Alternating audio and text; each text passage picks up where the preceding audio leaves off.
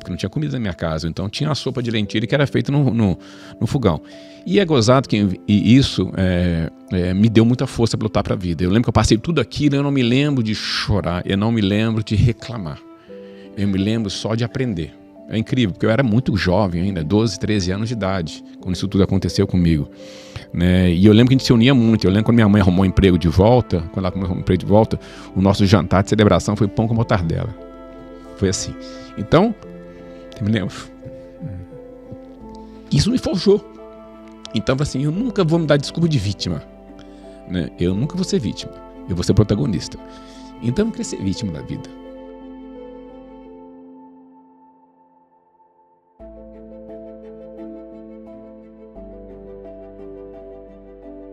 Esse menino cresceu, virou vice-presidente global de uma das maiores empresas do Brasil. Mas não é essa ascensão que mais impressiona. O que prende a atenção são os ensinamentos de alguém que conseguiu materializar tão bem o sentido da vida, em disciplina, trabalho duro e amor. A decisão mais fácil quando você enfrenta uma crise é sair. Por várias questões. Primeiro, era uma crise reputacional, né, uma crise por motivo de corrupção. Você imagina você estar na sua empresa essa hora e vincular a sua imagem. E minha decisão foi ficar. Se eu começo a namorar uma pessoa, sou apaixonado por aquela pessoa, relaciono com ela, não é porque ela pegou uma doença grave que eu vou abandonar com ela. Pelo contrário, na hora que ela está com a doença mais grave, é a que mais precisa de alguém perto. E meu olhar para a Braskem nesse momento da Lava Jato foi exatamente esse. Na hora que ela mais precisa da minha reputação pessoal, da minha dedicação, eu não tenho coragem de abandonar as 8.000 pessoas que estão aqui debaixo. Eu vou ficar aqui e vou cuidar da reputação da companhia. E agora, sem o crachá, ele está prestes a encarar outro desafio, o Everest, literalmente. Então, o desafio do Everest para mim é um desafio, um sonho. Acho que eu transformo no sonho. Tenho certeza que eu vou me emocionar na hora que chegar lá no pé dele. Né? Não vou chegar no cume. E nem quero ir para o cume. Acho que eu vou no cume de outras montanhas depois. No Everest não. Acho que tem uma questão muito a respeito à vida.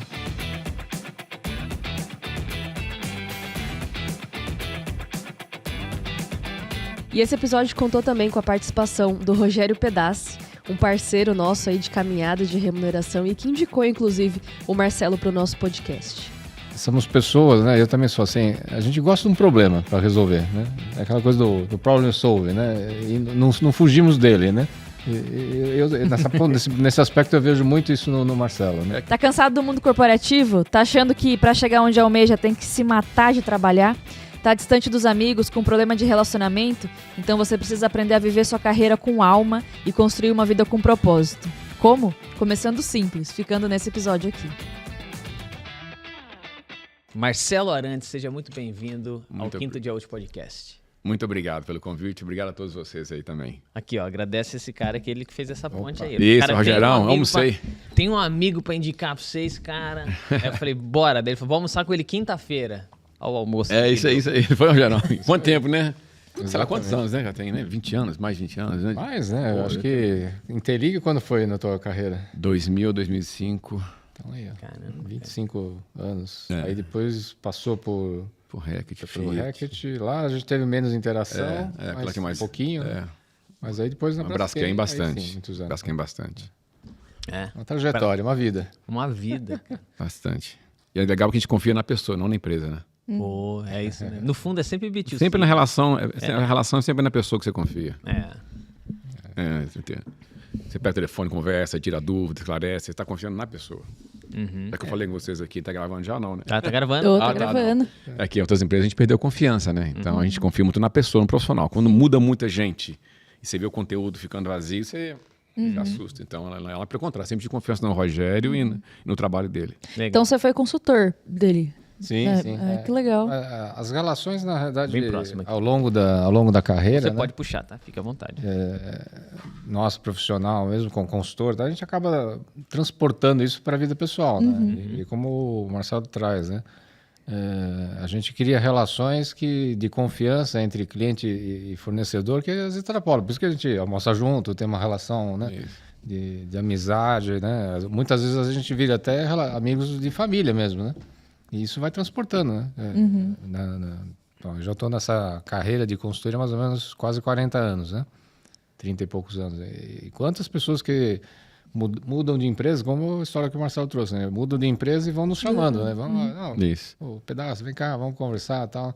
E a gente continua nessa relação, né, de confiança, de prestação de serviço, enfim, né? Então é muito gratificante isso. Eu contei uma história para ele no almoço lá que eu falei quando eu saí da última consultoria, né? Teve um fato que eu comentei com ele. Ele falou, putz, eu fiquei muito emocionado, até pessoalmente, tá, com o convite que o Marcelo fez. Marcelo Fernando Sato, que nós vamos conhecer. Vocês não vão conhecer, mas nós vamos encontrar com ele agora no almoço.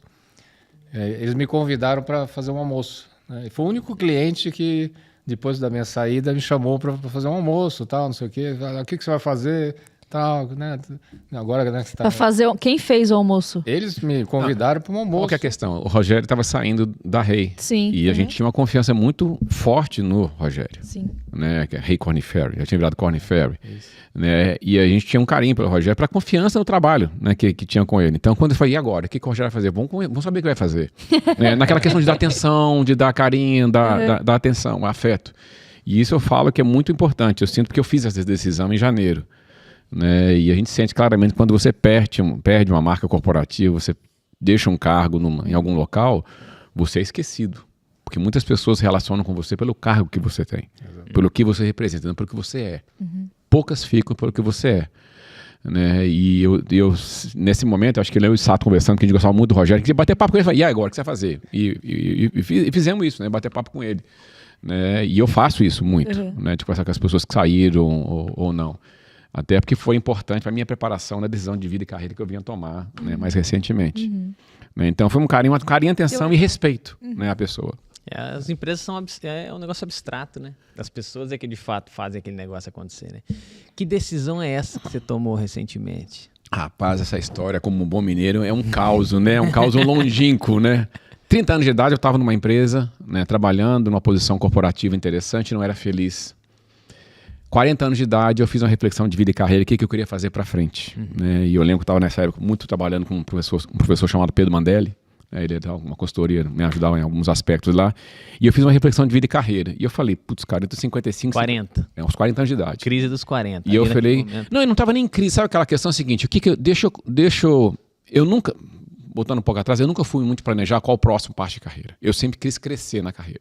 E sempre aceitei qualquer desafio e adorava pegar mais coisa para fazer.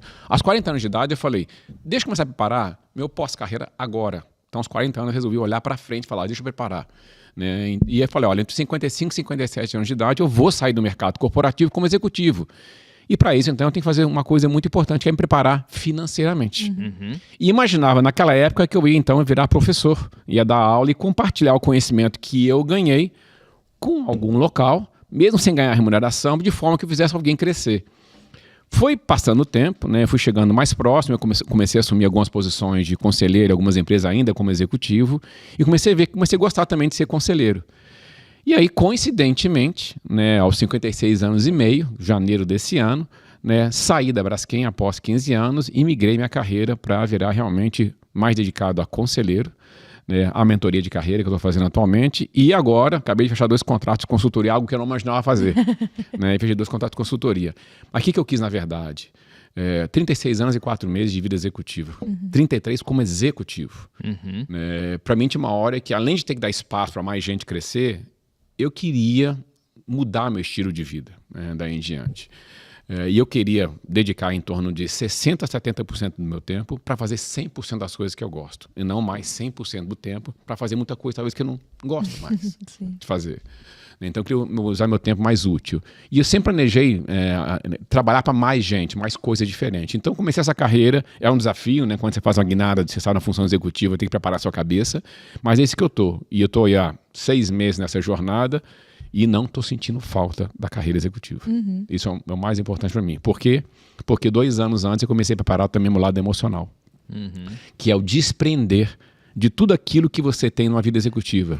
Que são coisas muito simples, desde poder viajar com classes boas, né, de companhia aérea, né, ninguém te chama mais para evento, ninguém te chama mais para tanta reunião, para tanto compromisso, você fica esquecido da agenda. Então, emocionalmente, me preparei e me desapeguei para o meu telefone não tocar mais.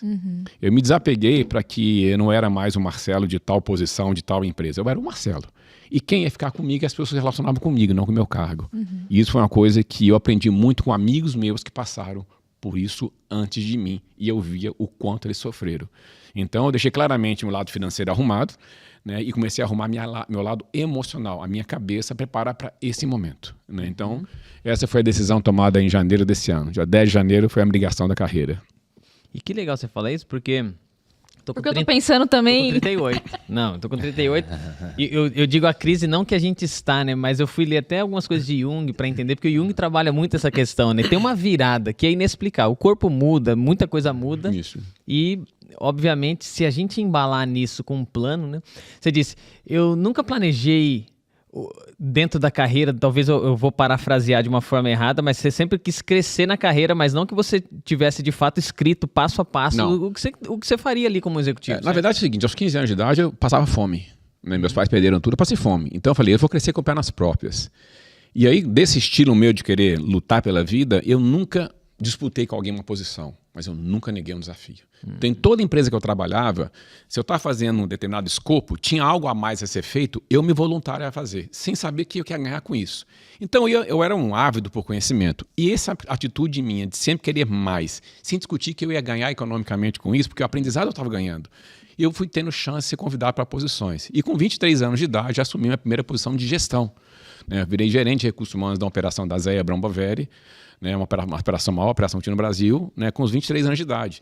Então, fui muito novo, eu virei líder da companhia. E aí fui crescendo ao longo do tempo. E nunca planejei isso. Eu sempre falei o seguinte, olha, por eu ter passado o que eu passei quando jovem, eu não quero que minha família passe o que eu passei.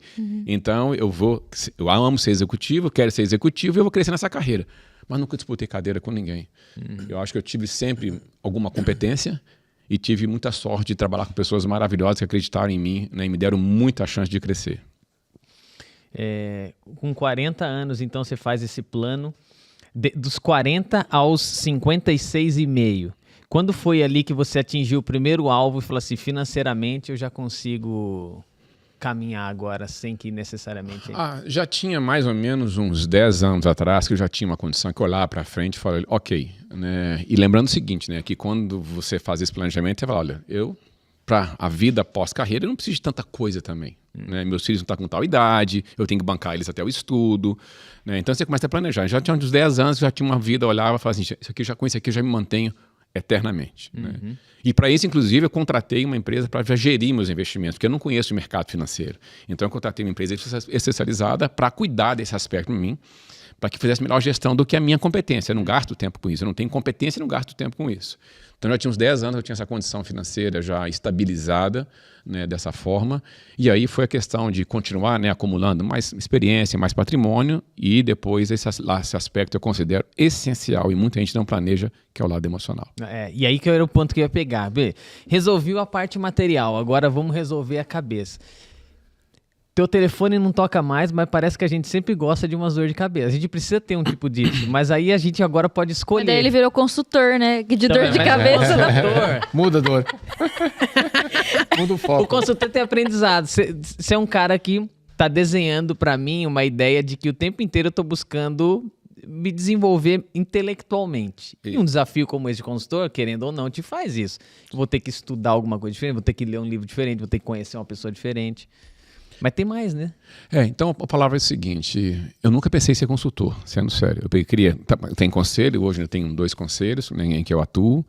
Eu falei, no conselho, e vou fazer mentoria de carreira e algumas palestras, como eu já estou fazendo. Né, daqui a pouquinho eu faço no Conar uma palestra magna lá no Conar. A gente está lá também. Né, eu vou estar lá, dia 19, fazendo a apresentação lá. Ah, é? Vou. Legal. Faço lá do mando da gestão de crises. Então, eu fui preparando para esse aspecto, mas preparando psicologicamente e tudo. Consultor, eu não pensei. O que aconteceu? Na medida que eu fui falando em alguns locais, alguns temas, começaram a me chamar para ajudar em alguns temas. Então, um dos projetos, eu não posso falar a empresa, né, uma grande empresa brasileira, eu vou lá fazer uma reestruturação da área de recursos humanos, né, que me chamaram. Minha profissão eu conheço bastante, né, eles querem que eu ajude a reposicionar um pouco da área e falar um pouquinho sobre tendências de RH. Minha área, minha praia, minha zona de conforto, né, de fazer esse trabalho. Então, eu fui aprendendo isso. E estou aprendendo a ser consultor, estou aprendendo a ser conselheiro, apesar de ter 7 anos já que eu atuo como conselho, mas é uma vida que você sempre aprende, né, uma empresa familiar, uma empresa que é o SA, é bem diferente essa questão. Então, eu sempre fui ávido do conhecimento. Né? E eu nunca quis parar também assim e ficar com os pés cruzados em cima da mesa. Não é o meu perfil. E além disso, né, eu sou diretor voluntário do meu clube. Então, o clube que eu treino todo dia, eu me falei pro presidente do clube, olha, saí do mercado como executivo, estou à disposição. Pô, vem cá. Então, sou diretor de comunicação e marketing do meu clube. Como é o nome Que do clube que é? Alto de Pinheiros. Alto de Pinheiros. E aí eu tô lá, né, fazendo então a gestão. Então, são coisas... O que eu quero falar para vocês? Tem uma hora que você quer se tornar útil. Né? E ao se tornar útil, parte eu vou ser remunerado e parte não vou ser remunerado. Mas o que eu posso viver claramente é me sentir útil. Então eu quero ocupar meu tempo sendo útil no que eu faço, não só, né, na vida ex-executiva, mentoria, mas para minha família também. Levar filho na escola, buscar filho na escola, né, passar um tempo mais livre com eles. Então eu me sinto mais útil hoje em dia do que eu sentia antigamente e mais com o coração conectado do que era antes. Você tem aquela caneca lá do clube? É uma clássica, não é o Clube Alto de Pinheiros, que tem uma caneca bonitona, assim, que os caras têm. Eu conheci um professor nos Estados Unidos, essa viagem, e ele falou assim, quero que vocês me digam de onde é essa caneca. Então, uma caneca alemã, assim.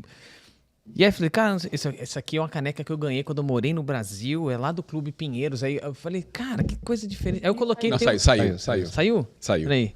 Eu ia apertar. Imagens.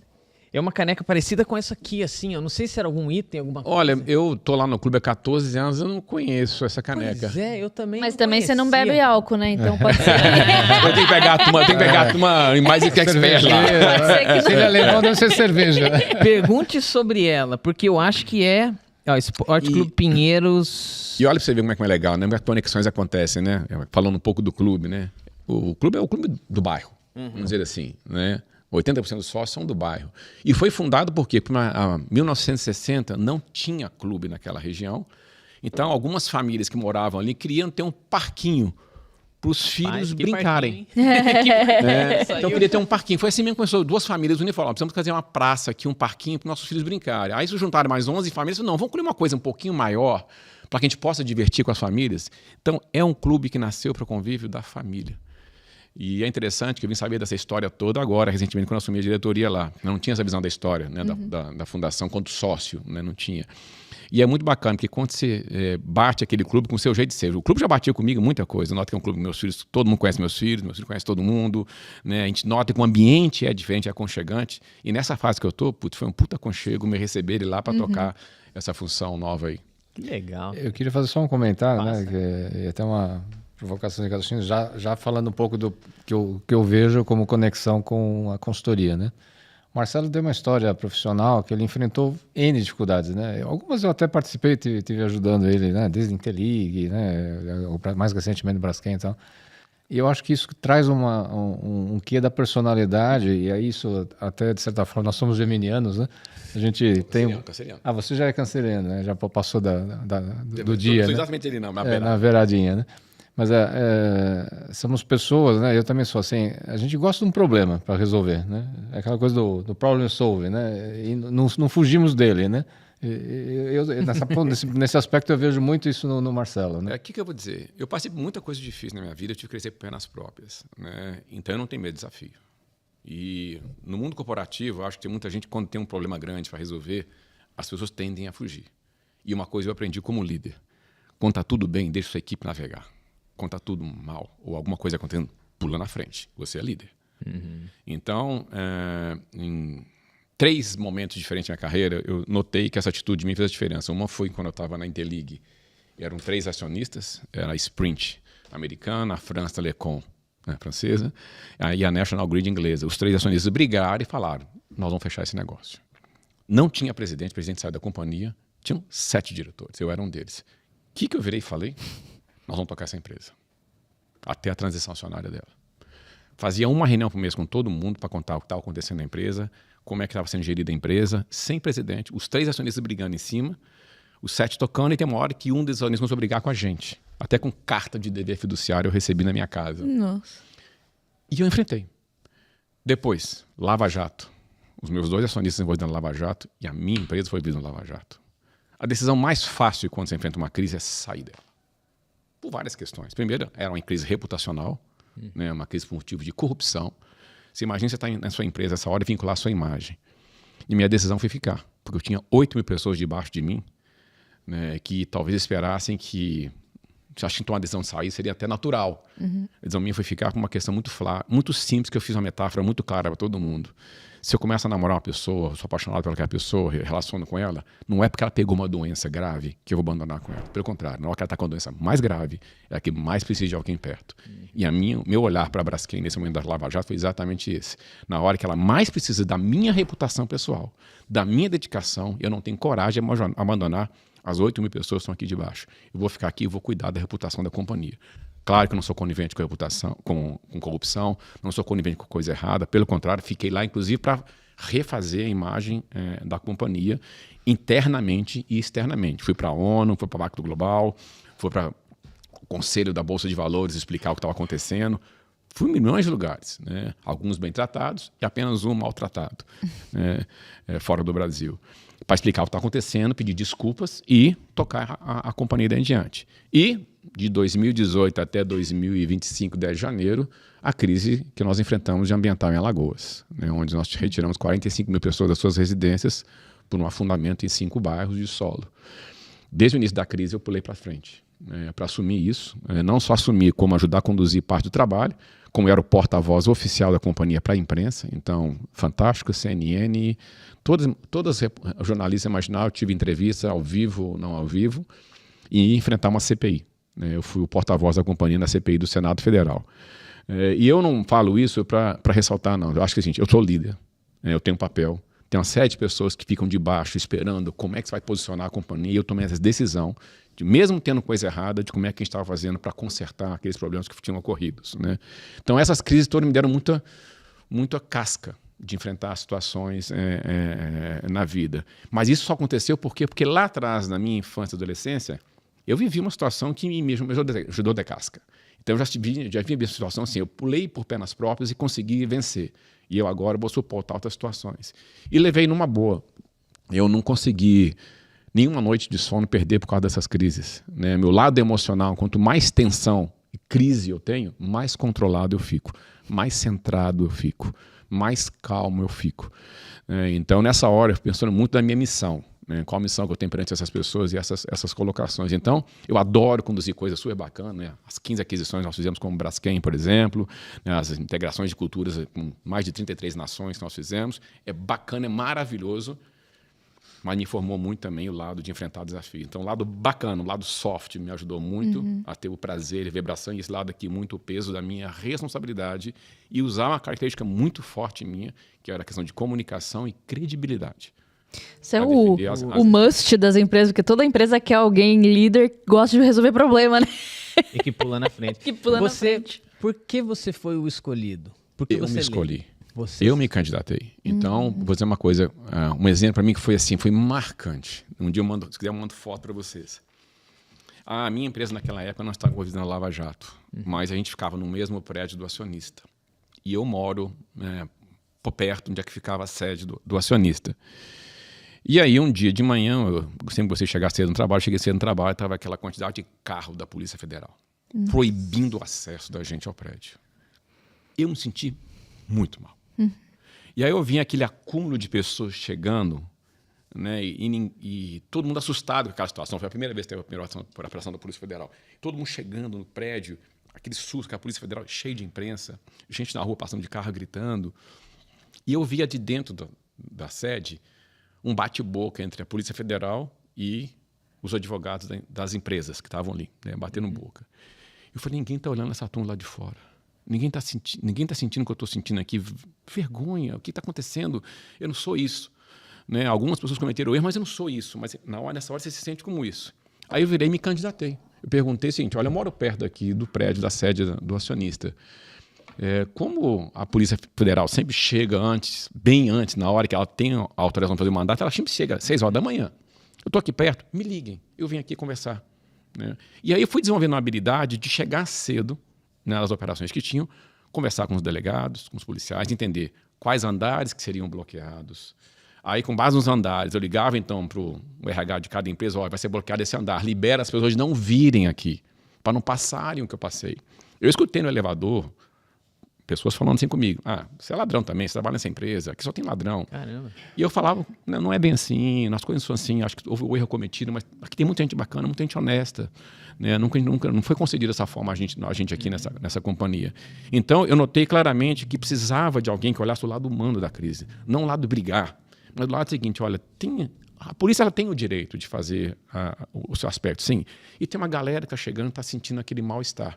Então, eu pulei para frente para tomar conta desse aspecto. Né? Então, eu me voluntariei nesse aspecto, na Lava Jato, e voluntariei na crise de Alagoas. Quando começou a crise de Alagoas, eu fui um dos primeiros a me ficar quase morando lá para ver o que acontecia com a comunidade, o ambiente interno da empresa, que medidas nós tínhamos que tomar, começar a falar com a imprensa, né? Começar a explicar os fatos, porque eu acho que todo mundo merece respeito. Um morador merece respeito, né? A entidade pública merece respeito e quem trabalha com você merece respeito. Então, eu tentava fazer um pouco do liaison dessa relação para ver se eu entendi um pouco a situação. E eu voluntariei porque assim, eu tenho característica de aguentar pressão. Né? Eu gosto de aguentar pressão. E eu, nesse dia na Lava Jato, quando eu me senti mal, eu fiquei imaginando como é que os mais de 100 mil se sentiam mal. Né? Que é um acionista de todo mundo. Posso fazer um comentário? E na tua cabeça, isso você chama a responsabilidade para si, o accountability disso, Isso. né? Te passa na cabeça em algum momento dizer assim, cara, por que o presidente da organização não está sentindo esse negócio e eu tô aqui? Ou não, a partir do momento que você assume, você fala, eu tive uma oportunidade, sou muito grato, não importa se o maior executivo do negócio não está do meu lado aqui nesse momento. Vou ser honesto, assim, minha segunda frase. Eu sempre tive muito apoio do acionista, do conselho, né, dos meus pares e do meu chefe. No caso da Lava Jato, meu chefe foi envolvido, então ele não podia nem ser porta-voz. Aí foi substituído, né? Nós trouxemos um colega nosso dos Estados Unidos para assumir aqui. No caso de Alagoas, eu pulei para frente. Porque assim, é uma situação de crise, gente, todo mundo adora ver manual e tudo, mas na hora que toca a crise, todo mundo tem muito receio, porque tem consequências, podem ter consequências pessoais ligadas ao fato.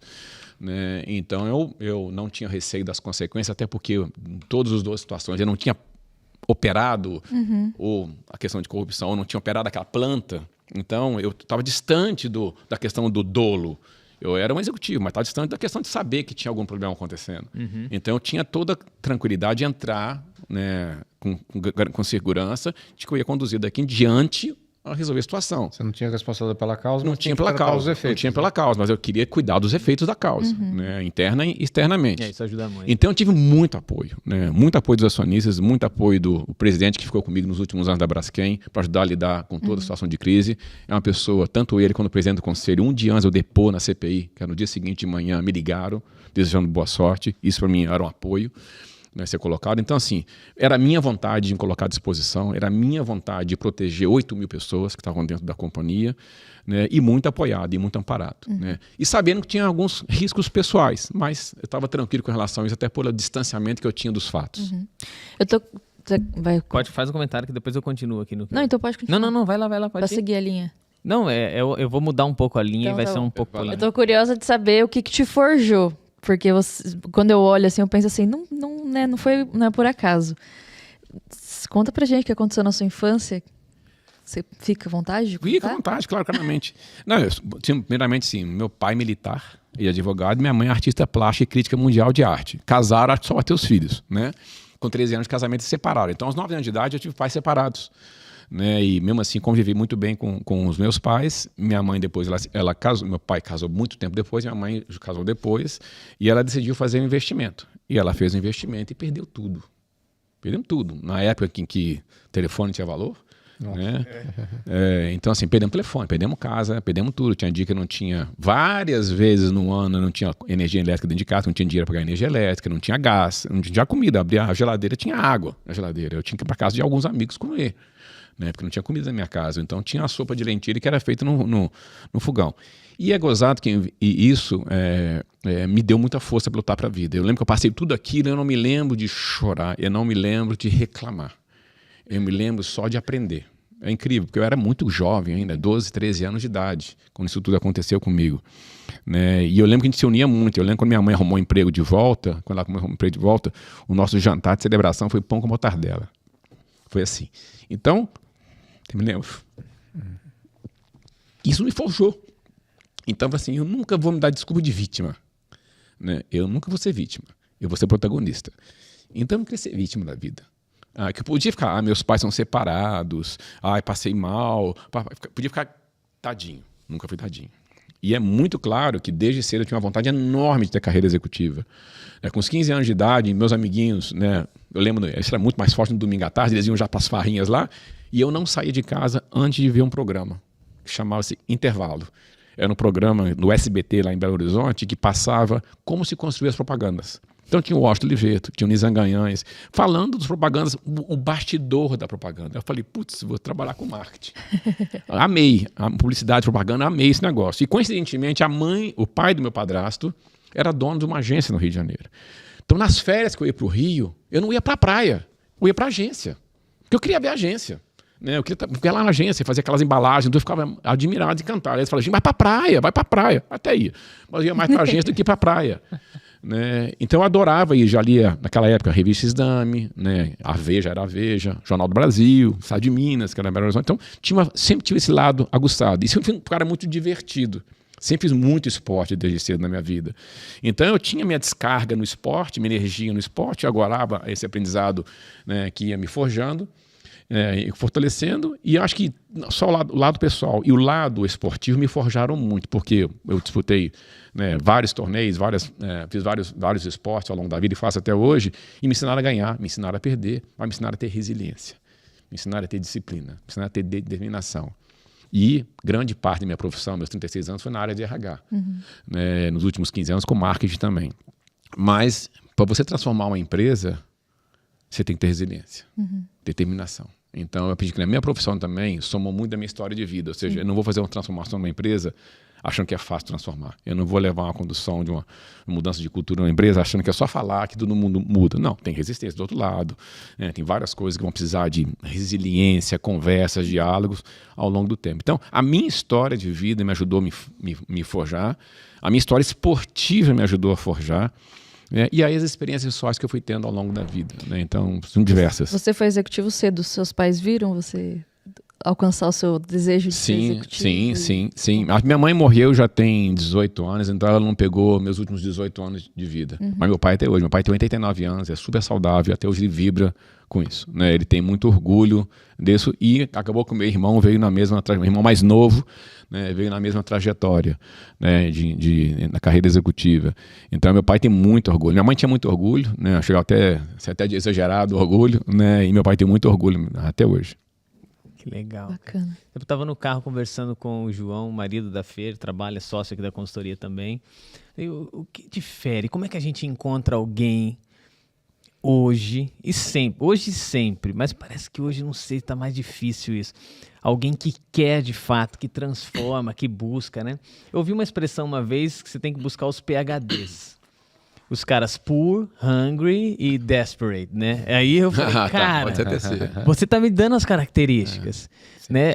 A fome é a pobreza, mas a vontade de falar assim, eu quero virar esse negócio, eu não quero repetir. Eu quero ser o ponto de virada, de pivotar essa casa aqui que eu moro e tal, né? Cara, não tem quem te segure. Por isso que você ia pra agência e não ia pra praia. Por isso que você assistiu o programa do Washington, com o Washington Oliveto e... Não tava jogando futebol, né? Não tá jogando. Você acha que tá mais raro hoje, cara, encontrar esse tipo de gente? Tá, eu acho que é o seguinte, a gente vive uma época muito fácil de cancelar. É fácil eu entrar num relacionamento, casar e separar. É fácil entrar num vínculo empregatício e cancelar. É fácil eu criar um grupo de amizade e cancelar. Então hoje o cancelamento está muito fácil. As pessoas não querem passar por crises. Quem não casou e nunca passou por crise, desculpa, talvez tenha que repensar, porque a crise te fortalece. Ela te faz voltar na essência porque você uniu. Por que eu uni nessa empresa? Por que eu uni com essa pessoa? Né? Porque vai passando o tempo, você vai esquecendo dessa base onde você criou a conexão. Né? Então, assim, eu acho que hoje, né, não vou generalizar, por ter coisa muito mais fácil do que era na minha época, é muito mais fácil optar por alternativas de trabalho. Na minha época, ou você trabalhava em empresa grande, ou você era quase ninguém. Né? Você tinha que disputar os programas de trainee ou alguma outra empresa grande. Né? Ainda bem que isso melhorou. Hoje isso melhorou. Mas hoje em dia, você trabalhar em empresa pequena, pequena ou trabalha na empresa grande, não faz muito efeito de imagem e reputação, porque você quer explorar o seu conhecimento, quer mostrar, né, a sua garra. Mas tá fácil cancelar. Tá fácil cancelar o trabalho, tá fácil cancelar os colegas, tá fácil cancelar. Então, esse fácil cancelamento gera menos resiliência. E aí você vai ver resiliência em quem realmente rala para a vida. E eu vou dizer assim, acho que tem uma questão de condição financeira, sim, mas tem uma questão de educação de casa. Tem muita educação de casa. Eu vejo isso muito fortemente nos meus 3 filhos, né? Assim, os 3 são diferentes, né? Mas os 3 sabem que para ganhar na vida, ganhar e ter uma condição, eles vão ter que ralar. Tem muita gente competindo, né? Você tem que ser melhor que a média, não pode ser a média, você tem que ser melhor que a média, e só depende de você. Só depende de você. Né? Então, essa fome vem muito da característica individual. Pode ser uma pessoa, a gente tem pessoas que talvez nasceram num berço maravilhoso e tornaram um negócio muito maior. Tem gente que nasceu em berço, né, mais simples e cresceu bastante na vida. Tem vários colegas que eu consigo citar aqui nesse sentido. Então, eu acho que tem muito voltado à característica pessoal de querer lutar pela vida, mas muito vem da educação que você tem dentro de casa. Eu acho que isso que é... Se você uma família muito rica e é só criado para as festas, para o lado, né, glamour, dificilmente você vai ter essa característica. Se você é um cara que é na família rica e desde cedo você aprendeu o valor do trabalho, você viu que depende de você maximizar aquilo ali, aí você vai bem. E a pessoa que na nossa família é mais humilde já sabe que só para crescer, só vai poder fazer isso, né? Não vai poder ser vítima de tadinho, nem esperar nenhum programa de bolsa para mantê-lo vivo. Então vai lutar pela vida. Mas eu gostei do conceito de PhD que você deu aí. Gostei. Pois é, eu também nunca mais esqueci quando eu ouvi, eu falei... Já ouviu esse? Não, a sigla não, mas eu acho que concordo com a visão do Marcelo, né? Acho que a educação, né, o berço, né, ele forma as pessoas, ele forja realmente as pessoas, né? Eu também venho de uma família humilde, também tive dificuldades, né, com uma família grande, né, com 4 irmãos, mais uma irmã, então são 5, né, com características diferentes, oriundos de 2 casamentos, enfim, tem uma história, né? Mas eu acho que também o objetivo da educação é que está muito implícito nisso, né? Porque quando você forma o teu filho para ele ter valores, para ele saber quais que são as dificuldades que ele vai enfrentar na vida, né? Independente se a pessoa tem dinheiro ou não tem dinheiro, né? Porque isso acho que é indiferente, né? Eu acho que você forja as pessoas. O problema é que eu acho que a educação, né? Ela passou e tem passado por um ciclo onde as pessoas buscam tirar as dificuldades dos filhos, né? Não forjam eles, não educam eles nos valores que eles têm que ter, né?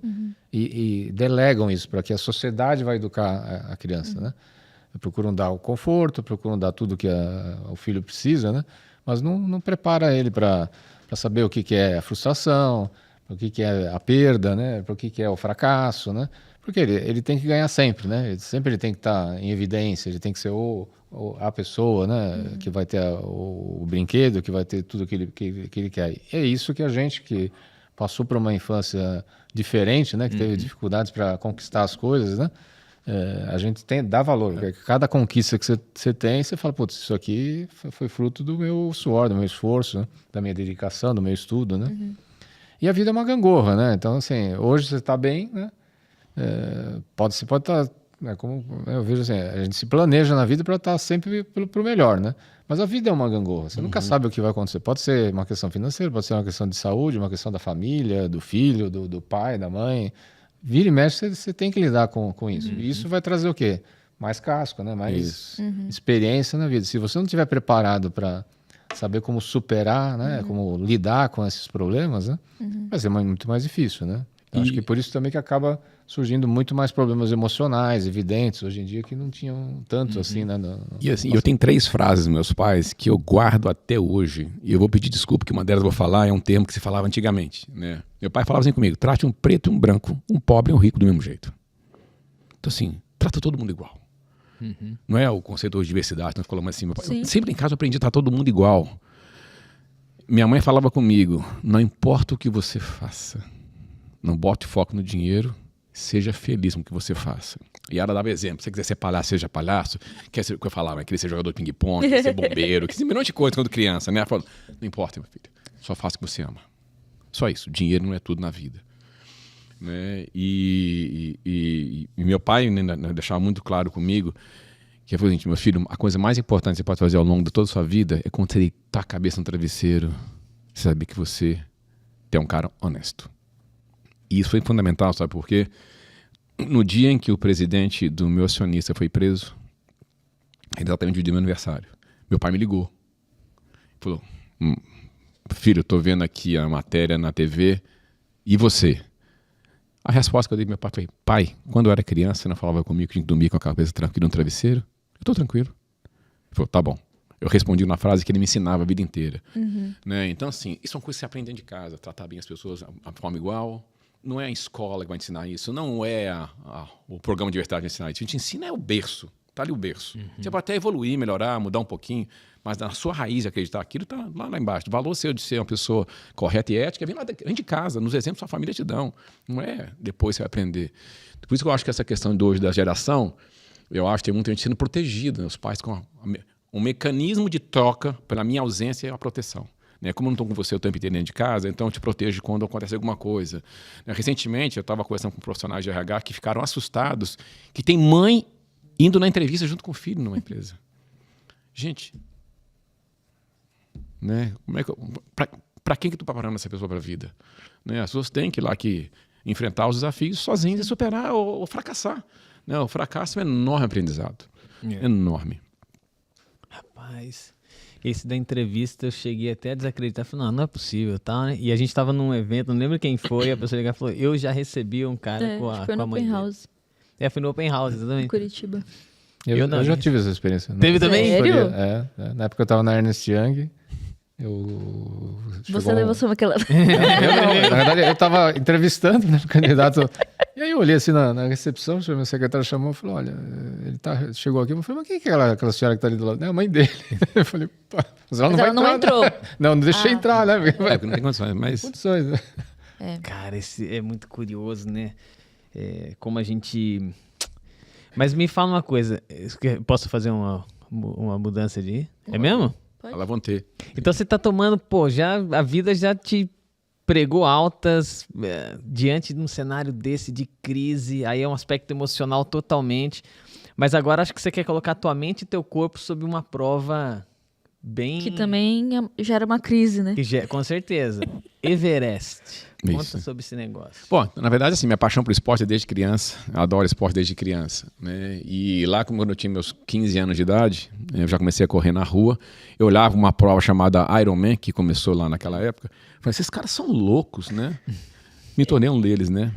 Me tornei um Ironman. E aí já estou no triatlon há fazer 10 anos no triatlon. E há uns anos atrás eu conversando com uma pessoa... Ela começou a falar comigo sobre montanhismo. Eu sempre gostei de neve, sempre gostei de gelo, sempre gostei de coisas diferentes. E sempre gostei de coisas longas que levam ao limite do corpo, que testam a resiliência, que testam sua disciplina. E que você tem que se preparar para isso. Não, é que você prepara para isso, né? Você sabe que algumas coisas podem acontecer, outras não, mas você se prepara para isso. E por mais que você prepare, você não sabe a rolar. Uma prova de longa distância de triatlo é assim, você não sabe rolar se o mar vai deixar, se você vai cair de bicicleta, né, se você vai ter uma torção. Então, é sempre um desafio, você prepara, mas na hora você não sabe. E aí, mais recentemente, há uns 2 anos, eu comecei então a paquerar. Assim, eu já estou muito tempo no triatlo. Eu falei, o que mais onde é que eu posso aventurar? Aí comecei a ter conhecidos meus, meu entorno, que começaram a ir para o montanhismo. E montanhismo é a mesma forma, né, de trekking de longa distância e escalada no gelo. Quando eu saí em janeiro da Braskem, eu anunciei no almoço lá em casa e falei, ó, tô indo para o Everest. Você vai morrer, você não pode ir. Eu falei, gente, calma, eu vou primeiro pro Base Camp. Então, eu agora dia 8 de outubro, eu parto, são 130 quilômetros de trekking. Nós vamos chegar ali a 5.634 metros de altitude e na madrugada do último dia, né, como essa época do ano que eu vou, não pode subir no cume do Everest, eu vou subir no cume da montanha ao lado, né, que dá 6.000 metros de altitude lá. Então, estou me preparando. É uma brincadeirinha, né? É uma brincadeira que na América do Sul, o máximo que nós temos é 6.900 alguma coisa, mas não bate 7.000, né? Você vai brincar, basicamente, que as montanhas, mais alto aqui. A Everest é a mais alta de todos, né? 8.848 metros. Aí do lado do Everest, né? São 11 grandes montanhas que tem naquela região. Você tem ali umas 3 ou 4, estão acima de 8.000 metros de altitude. Né, nesse patamar, você tem outras que são menores, né, nesse sentido. Então eu vou para o Base Camp do Everest e subo a montanha do lado, né, dá 6.000 metros de altitude, né, sentado aí. Então, para mim é um desafio. Primeiro é uma paixão, eu adoro, né, fazer um trekking, tem todo o desafio de preparação. A gente acha que é simples, não é nada simples. Né? Tem todo o desafio do oxigênio, tem todo o desafio da preparação física, tem todo o risco, tem um risco envolvido, né? Risco mais grave são edema pulmonar e edema cerebral, mas você não vai chegar nessa fase, porque antes disso ser detectado, você é altamente tirado de helicóptero, a não ser que você seja imprudente, eu não vou ser. Na expedição que eu estou indo são 12 pessoas. Você diz essa primeira, aqui ainda tem resgate, né? Porque no Everest mesmo, se você tiver determinada altura, já não tem mais resgate. Não tem. No Everest você tem resgate do 0 até 8.848. É a forma como o resgate é feito. Então, assim, você não pode subir determinada local sem ter o seguro do helicóptero. Então, a partir do momento que você chega em Lukla, são 2.840 metros de altitude, toda expedição, no meu caso que eu conheço, né, você já faz um seguro de resgate de helicóptero. Entendi. Só que o helicóptero não chega na altitude lá no topo, porque o ar é muito rarefeito. Lá em cima você tem 30% do oxigênio que você tem aqui embaixo, igual que nós estamos respirando agora, 100%. Lá em cima tem 30%, eu juntei essa mina de molécula de ar, né, para você respirar. Então, não tem para manter o helicóptero. Então, o helicóptero chega até uma certa fase. Então, você é resgatado por grupos que te trazem, né, até embaixo, até um local onde o helicóptero chega. Isso gera o risco, né? Se for viável o seu resgate. Né? São 300 corpos hoje no Everest, né, que estão lá. Né, que a gente fala um cemitério de pessoas que ficaram lá. Né? Então, se não for viável o seu resgate, e essa é uma das regras que tem no Everest. Né? Você, teoricamente, dependendo de onde você estiver, se você passar mal, você fica sozinho, porque quem está descendo não pode te ajudar, porque pode passar mal também. Então tem que voltar e chamar o resgate. Eu tenho que comunicar uma base e chamar o resgate. Então o desafio do Everest para mim é um desafio, um sonho. Acho que eu transformo num sonho. Tenho certeza que eu vou emocionar quando chegar lá no pé dele. Né? Não vou chegar no cume. E nem quero ir para o cume. Acho que eu vou no cume de outras montanhas depois. No Everest não. Eu acho que tem uma questão muito a respeito à vida. Você não quer definitivamente... No cume do Everest, não. Não. No cume do Everest, não. Assim, eu sou muito estudioso, né? Já li alguns livros, milhões de podcasts, e isso, muito estudioso. Então, aprendi muito a respeitar a zona da morte. A zona da morte a 8 mil metros não é brincadeira. Né? Esse ano, nenhum dos 33 brasileiros chegaram ao cume do Everest. Todos tiveram que voltar. Na hora que chegaram perto, tinha ventos de 100 km por hora e temperatura de menos 40. Nossa. Eu vou enfrentar menos 30 nessa montanha que eu subi. Né? E assim, tem uma questão muito clara de congelamento, de risco, né? De percepção de estar bem ou não estar bem, que você entra no limiar muito próximo da vida ou morte. E para subir no cume do Everest, você tem que ficar lá na melhor e técnica mais respeitada de 45 a 50 dias. Né? Que você tem que ficar lá. Agora estão inventando algumas modalidades um pouco diferentes, mas o Nepal está proibindo algumas coisas a partir do ano que vem. Então, é um desafio pessoal de ir lá, divertir, caminhar, né, 12 dias subindo, para chegar lá no Base Camp e depois voltar. É uma meta pessoal. Né? E continuar fazendo meu triatlo, que é minha válvula de escape. Você já assistiu 14 Picos? Já. Cara, eu tô colocando exatamente agora. Um dos picos, ele faz uma regalia, uma festança dias antes de subir. O cara sobe meio de ressaca, né? E foi uma que acho que ele até passa mal.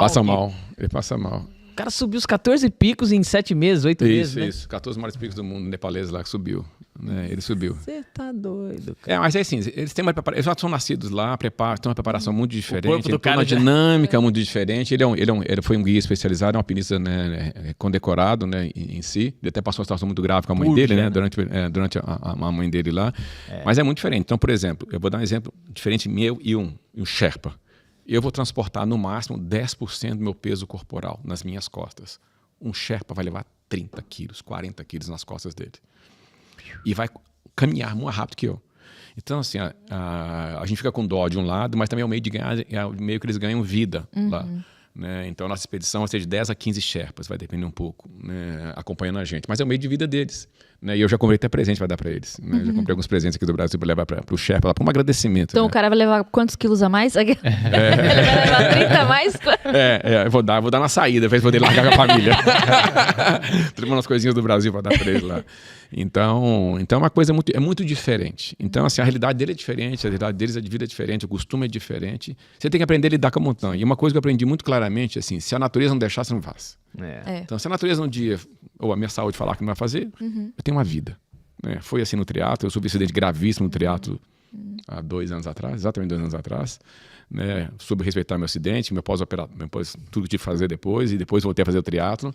Mas a gente tem que respeitar. Então, a montanha Eu respeito muito. Montanha e mar, eu respeito Eu plenamente. também, Sim, é. cara. Eu tive uma experiência muito Mas você boa. viu que Não com a engraçado montanha, que- mas com o mar. Que a notícia que ele deu em casa foi assim, né? Vou subir o Everest. Mas calma, só até o base camp. Tipo, você foi lá, você A ancorou minha lá no esposa- Everest. a minha E quando esposa- você falou, calma, aí ela falou, tá bom, não, tudo Não, bem. aí mesmo assim então ficaram preocupados. Aí falaram, mas Você pensa que é um base camp 6 mil, pô. não, mas é que, pô, o base a camp são notícia... 5.634 metros, que tem uma pedra famosa pintada de vermelho lá. É que depois, A quem montanha. quiser, dos 12 que estão subindo a expedição comigo, quem quiser, o guia não vai, mas quem quiser vai com Sherpas numa montanha ao lado. Larga às 3h30 da manhã, a gente sobe mais 300 e poucos metros, levam 3 horas para subir. Né, e chega lá no cume de uma montanha para ver o amanhecer o Everest de cima. E ver todo o Himalaia, né? O Himalaia de cima no pôr do sol, no nascer do sol. Aí a gente desce depois. Tem que descer rápido, porque a gente vai ter que chegar lá e descer, porque são menos 30. Aí desce rápido. Por enquanto eu tô feliz em casa só de ver o sal do Himalaia mesmo. Eu tô satisfeito. Olha, E fiz uma entrevista aqui. com certeza vai ser o mais próximo que eu vou chegar. Eu fiz uma entrevista há 3 anos com um rapaz chamado Rodrigo Mendes. Ele, aos 35 anos de idade, ele descobriu que tinha Parkinson, cara. E uma história muito, muito emocionante, assim, né? Porque, pô, você tá muito novo, né? Aos 35, basicamente meia idade, assim. Ele falou, cara, como é que eu ressignifico um cara apaixonado por esportes como você também? É o episódio 135. Aí ele falou assim, cara, eu vou mudar essa história. No começo, não, ele se deixou levar um pouco. Ele ficou abatido com a situação. Mas depois ele falou, não, cara, eu vou lidar com esse negócio. E ele, um cara, também se apaixonou pelo montanhismo. E na última nossa conversa, né, ele já tinha tentado 2 vezes o nosso maior monte aqui na América do Sul, que é a Aconcagua, né? Aconcagua, isso, 6.000 e poucos metros. A segunda vez, e é o que ele conta no episódio, ele tava 10. O primeiro ele não tava bem. Os caras falaram, você não vai subir. Ele chegou numa etapa e falou assim, acabou pra você. Pô, ficou frustrado pra caramba e tal, mas ali ele entendeu. No segundo ele tava bem. Os caras fizeram um dispositivo que é tipo uma escadinha. Vai o teu guia na frente, entra numa... Como se a gente fizesse uma escada com os espacinhos, teu guia fica dentro, você fica dentro do outro. Por quê? Porque como ele não tem 100% da firmeza a mais, na passada ele precisava disso. Só que chegou um momento que a montanha falou assim, você não vai subir de novo. E nessa ele frustrou. Na primeira ele não, mas na segunda ele quis brigar. Ele falou, não, pô, eu quero... Cara, você não vai passar daqui. Porque era o risco de atravessar uma área muito escorregadia e se ele falhasse, você leva o teu guia junto. Então, não vai. Cara, ele ficou muito frustrado e tal. E aí ele mostrou um pedaço de um vídeo que ele faz no momento que ele senta no chão assim, pega o celular dele, gelo pra caramba, frio, né? O celular dá umas travadas. Cara, eu falei assim, que doido. Ele falou, mas eu vou de novo, né? Eu vou tentar. A família fica muito doida, porque são 30 dias, tem aclimatação também. Você fica numa base específica, sobe e desce todo dia. Até que chega o momento de falar, agora... Isso, agora você faz um alcance. É que geralmente você não pode dormir nenhuma noite entre 300 a 500 metros de altitude em relação à noite anterior. E quando você adquire algumas altitudes, você tem que passar 24 horas nela para aclimatar. E aclimatar com o que, na verdade? Com menos oxigênio. Né? Então, a 2.800 metros já são 50% a menos oxigênio, e daí vai reduzindo, até chegar no 8.000 metros, que são 30% de oxigênio só do que a gente respira aqui. Né? Ou você usa o suporte de oxigênio, ou você vai, tem muita experiência, vai, né, sem oxigênio de suporte, com todos os riscos que são colocados. Então, realmente, você tem que subir e descer. A preparação do Everest leva 45, 50 dias para chegar no cume, porque eles vão nas montanhas do lado, né, e vão subindo e descendo. Aí quando chega no campo base Everest, eles ficam no campo base, aí vão para o campo 1, que é o trajeto mais perigoso, que é chamado trajeto das cascatas, que o campo base do Everest é em cima do glacial. É bonito isso, né? Aí você vai para o campo base 1, que é o trajeto mais perigoso, onde geralmente tem as quedas mais fortes, e depois você vai subindo. Aí você vai para o campo 3, desce para o 2 para dormir, então você vai subindo e descendo, até a hora que você vai lá, agora é a hora do ataque. Agora é a hora do ataque. E aí o ataque sempre começa na madrugada. Por quê? Porque à medida que vai amanhecendo o dia, se vier sol, a geleira começa a ficar mais... maior risco de avalanche, maior risco de derreter. E 80% das mortes acontecem na descida. Quando você atingiu o cume. Na descida. Aí você já desce relaxado. Porque você já... Tá cansado. Você tá cansado. Fisicamente você tá esgotado. E teoricamente você está feliz, está um pouquinho mais relaxado. Mas 80% das mortes que acontecem na descida. Cara, e esse trânsito enorme que está acontecendo? Porque eu não sei o que eles estão trabalhando, mas porque o Everest virou meio que um pico também, assim, vou chamar de badalado, mas... E aí, não é isso, né? Eu ouvi, acho que o Amir Klink, foi ele que falou disso? Não lembro, mas meteu na boca, né? Ele falou assim, vou te falar isso. Hoje em dia nós estamos na fase do Instagram, né?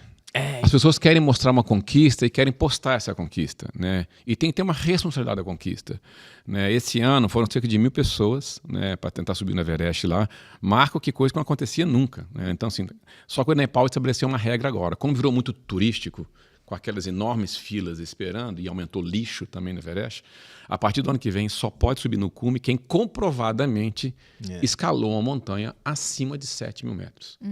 Então vai reduzir muito, porque tem muita gente indo fazer turismo, e muita agência vendendo como turismo, e não é turismo, só se for para a morte. Porque tem o risco de você não ter preparação, é um turismo para a morte. Né? Então, assim, custa caro, custa entre 45 a 70 mil dólares para ir no cume. A minha não, a minha é barata, custa 4 mil dólares. Né, para chegar onde é que eu estou chegando. É muito diferente. Só a licença, da onde eu vou estar para cima, só a licença, 12 mil dólares. Uau. Né? E você falar que você fica 45, 50 dias, eu estou ficando 20, 28 dias, eu estou ficando 15 lá em cima. Né? Então, é muito diferente o custo. Então, agora, estamos colocando regras de segurança. Né? A segurança, primeiro, tem que ser cara experiente. A regra não, ser cara experiente. Né? Esse ano, algumas das mortes que aconteceram esse ano foram por imprudência, de não respeitar os próprios nepaleses, que falavam que não era para fazer isso. Então, lá que virou esse aspecto. Mas isso está em tudo, né? Você vê a corrida de rua hoje está lotada. O lado bom é que muita gente praticando saúde. O lado ruim é que não pode ser instagramável. Porque instagramável o cara faz uma maratona, aí tira uma foto e não continua depois. A saúde continua... Um bom quando você está preocupado com a sua questão de saúde mental, física, você mantém uma constância. E não que você quer só mostrar uma conquista pessoal e instagramar. Eu acho que isso aí para mim é mais vazio. Então, o receio lá do Everest é essa questão de volume de gente não qualificada, querendo meramente conquistar o título e não sentir o respeito à montanha. Tem um abismo de entendimento entre essas duas coisas que colocou agora. O mundo é instagramável, todo mundo quer compartilhar. Parece que não existe alegria se não compartilha. Não é, como é que tem uma frase que diz, não é alegria se você não puder compartilhar, mas eu tenho que discordar disso, né? Tem muitas coisas que a gente não precisa, cara. Sabe, acho que a gente pode viver o sabor que aquilo tem sem precisar. Sabe quando você tá num show e você não precisa ficar levantando um celular pra gravar aquilo? Você tem que curtir a banda que você tanto curtiu e você tanto esperou pra chegar naquele momento. E, cara, não importa que outras pessoas não vão ver, né? Tanto que alguns cantores falam, né, gente, vamos bater palma, né? Vamos bater palma, né? Alguns cantores brincam com isso. Virou normal você assim, o lado bom é virou normal você registrar. Guarda aqui muita história. Eu hoje, se eu tivesse isso aqui, na época que meus filhos eram pequenininhos, eu teria muito mais foto. Teria muito mais momento de gravação deles, né? De momentos que eu vivenciei com eles. Isso seria ótimo. Agora, não é por isso que eu preciso ficar postando 100% do tempo muitas coisas. Eu tenho 3 perfis. Um meu fechado, pouquíssima gente. Tem um meu que fala do triatleta e tem um que fala do meio empresarial. Mas tem objetivos completamente diferentes. O meu pessoal, né? Então, ali, fechado.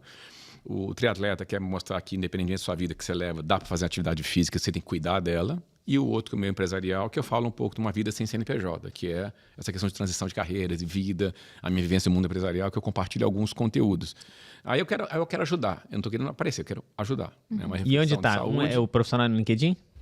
Eu tenho um perfil no LinkedIn também, né, que lá eu coloco. Mas os outros 3 que você disse? Instagram. 3 Instagram. Tenho Instagram meu pessoal, Marcelo Arantes. Aí eu tenho Marcelo Arantes de atleta, onde eu coloco as minhas atividades físicas, né? Conto um pouco da minha jornada, da minha preparação. Estou contando do Everest lá, né? Que eu passo um pouco do que é o Everest, eu respeito a preparação física, a mental e tudo que tem que ser feita. E quando eu estou fazendo triatlo, né, as minhas provas de triatlo, a minha preparação e tudo. E o outro que é uma vida sem CNPJ, que é eu lancei exatamente quando eu migrei de trabalho. Né? E lá eu falo uma série de questões do mundo corporativo, né, e sobre essa nova etapa de vida que eu estou vivenciando. E é mais para compartilhar conhecimento. Não preciso de patrocínio, não quero associar a marca, eu quero compartilho meu. Então que tem pouco seguidor, mas o importante é eu. E seus filhos não animaram de fazer uma loucura assim com você? O meu filho mais novo, sim. Se deixar, seria comigo. Quantos anos ele tem? 16 anos. 16? É uma idade. Ele é bem atleta, né? Ele é bem atleta, né? E fala que vai fazer também lá na frente. Pro desespero da mãe? Não, e ele queria ir comigo. Eu falei com ele que não, porque tem que estudar, né? Tem escola, são 28 dias fora do Brasil, não dá. Mas eu falei com ele que outras montanhas que derem na época de férias, ele vai fazer comigo. a mãe e a do meio vai fazer uma viagem, ou ele uma semana a gente vai fazer montanha, depois encontra com a mãe. Legal. Mas eles querem também. Uhum. Deixar ela esquiando ali no morro, né? Ela odeia esquiar. Ela não gosta? Ela odeia. Aí é pior ainda, né? Ela odeia frio. Eu também não gosto Nossa, não, eu cara. amo Você frio. falou que você curte gelo, Adoro, frio, adoro. pá, e eu falei, cara, tá maluco. Eu adoro aquilo que é a diversidade. Eu adoro aquela questão da diversidade, sabe? Não o calor extremo, Sim. mas a situação, assim, fazer uma prova com chuva, por nadar no mar que tá terrível, entendeu? E saber que eu não consegui superar. Né? Então, eu adoro essa questão da sensação de superação. Então, lá para mim, menos 30 graus, menos 15 graus, assim, a maioria do tempo, né? Putz, como é que você tá fazendo um passeio desse a menos 15 graus? Eu tenho certeza que eu vou vibrar, vou rir. Tem uma que nem sente mais a temperatura, né? Você já acostuma com ela. Nem sente mesmo, parei de sentir, não tô sentindo mais orelha, não tô sentindo ponta de nariz, Não tô sentindo nada. Exatamente. fica um negócio muito doido. Cara, muito interessante, né? O cérebro humano não foi programado pra isso, né? Ele Então, quer não poupar sei. recursos. Ah, não, tá, não, ele, tá. instintivamente falando, ele tem que poupar energia, te proteger e falar, cara, E não. ele faz isso. É. Não, mas o que eu ia brincar é que era falar assim, que a gente foi programado pra ficar catando frutinha e andando o dia inteiro, né? Não era pra gente estar na frente do computador. E, Também. nesse sentido, é isso. Mas o cérebro quer poupar Você energia. vai pra uma assim. academia simular uma condição, né? E você vai alugar um corpo que não é teu, mas você tem que fazer isso mesmo. Né? Mas instintivamente o cérebro não é pra isso. Então é um momento de criação de hábito. Essa é outra coisa, né? Não é fácil criar um hábito pra falar assim, eu preciso fazer. A cuidar. disciplina, né? Disciplina, né? A resiliência ajuda muito nesse ponto, assim, Você sente preguiça? Tem algum dia que você acorda e fala, ou Sinto. Claro que sim. Tem dia que eu acordo, putz, eu tenho que treinar hoje? Tem. Vou treinar. Aí eu acabo dizendo, ainda bem que eu tenho que treinar. Mas tem lógica, todo dia que você... Eu acho que assim, eu acordo 99% dos dias extremamente disposto. E é muito claro, no dia que toca o meu alarme, é o dia que eu tô cansado. Porque eu nunca acordo com alarme. Se meu alarme acorda muito cedo, né? 4h30 da manhã. No dia que eu acordo no alarme, eu falei, hoje eu tô cansado. Então eu já tenho a minha leitura automática. Se eu acordei no alarme, eu tô cansado. Né? E aí eu sei que eu tenho um treino, aí eu respeito. E eu respeito às vezes o corpo também. Às vezes, na hora que eu tô treinando, eu sinto que nesse dia não tô bem, eu vou respeitar vou fazer no que eu puder. Eu tenho uma frase que eu falo assim, faça o 100% do seu melhor de cada dia. Às vezes o meu 100% hoje é ser devagar. A versão atualizada dessa é fiz tudo que pude pouco. É isso aí. Então, assim, lógico que eu sinto preguiça, lógico que eu tenho. Eu sou uma pessoa de muita energia, ainda mais de manhã. Então, acordei 3h40 da manhã para estar aqui e tô com muita energia. Mas das 5 horas da tarde... Você dorme cedo? Você dorme cedo aí, então? Geralmente dormo muito cedo. Entre 9 e 10 horas, em algum momento ali... Alguém vai lá e dá tira a tomada e eu apago. Cai o A minha disjuntor. esposa brinca, eu falo, boa noite, dou um beijinho, na hora que eu viro pro lado, eu falo, que raiva, você vira e já tá dormindo. O João falou isso também. Ele falou, eu tenho inveja. Eu tô dormindo. Então, mas eu sou um cara muito diurno, me tem baita energia de dia. Então, mas começa com a bateria, sei lá quantos volts, e vai descarregando ao longo do dia. Aí eu preciso de um Red Bull ou um energético à noite para conversar com as pessoas. Você quer um Red Bull? Não, obrigado. Não, Tá tá com sono, cedo. Não, tô bem, super bem. Tudo bem? Cara, que legal, é muito interessante partilhar desses desafios, porque grande parte das pessoas que nos ouvem tá no meio do caminho, né? E tudo tem o teu tempo. Gostei da tua colocação. Tem um menino de 3, outro de 10, então ainda a gente tem algumas rotinas que são voltadas para dentro de casa, né? A ponto que eu respeito isso. Semana passada eu remarquei a aula, a academia, e marquei para sábado cedo, assim, 9 da manhã e tal. Eu acordei com os meninos, cara, numa animação, viajei há 2 semanas, então a gente era o primeiro final de semana depois da viagem, assim. Eu falei, cara, eu não vou. Aí, ao mesmo tempo, a minha mente é um negócio, pô, você tá se sabotando aí, cara. Eu falei assim, não, o que é prioridade? Que eu quero curtir esse momento com eles, cara. E, pô, E parece uma desculpa. No fundo do meu cérebro, você tá dando uma desculpinha assim, eu ganhei de você. Eu não ganhei nada, rapaz. Eu fico com aquela embaixo, não ganhei nada. Porque, cara, eu acho que são alguns momentos específicos. Cuido do meu corpo, gosto de tratar um pouquinho das coisas que eu como, alimento, não sou um cara extremamente rigoroso com isso, mas acho que é o balanço. Eu preciso encontrar esse equilíbrio, né? Pra não sufocar nenhum lado nem outro. Uma conversa com a Fer foi sobre isso. Pô, agora eu vou entrar na corrida, aí eu tenho que entrar no clube da corrida, eu tenho que entrar nisso, naquilo. Daqui a pouco você tá sufocado, você não consegue cumprir o próprio... O seu lazer não pode virar um estresse. Então, assim, o triatlon, o esporte para mim na minha vida sempre foi meu ponto de equilíbrio. Né? Então, ele não pode ser meu ponto de estresse. Então, se eu vou fazer uma coisa, aquilo que eu vou fazer pode ser desafiadora, mas que eu vou ter prazer. Eu preciso ter prazer, senão eu vou ter... Imagina a época que eu estava numa vida executiva. Muito trabalho, muita pressão, muita viagem. Aí você já tem cobrança da família pela sua ausência. Aí você bota um negócio para te dar mais pressão. Não, então aqui era a minha válvula. Então, o esporte sempre foi aquelas 2, 3 horas por dia, né, durante a semana, e no final de semana um pouquinho mais, em que eu estava conectado com aquilo e me aliviava, me relaxava. É onde eu estava com meus amigos, ou então estava sozinho nadando. Era o meu tempo, era o meu tempo. Então, ali, ainda é hoje, a hora que eu relaxo. Né? Não importa se eu treinei meia hora, se eu treinei 7 horas, 12 horas para o Ironman integral. Né? É o meu momento. Essa hora não penso em muita coisa, não sei o que eu estou fazendo.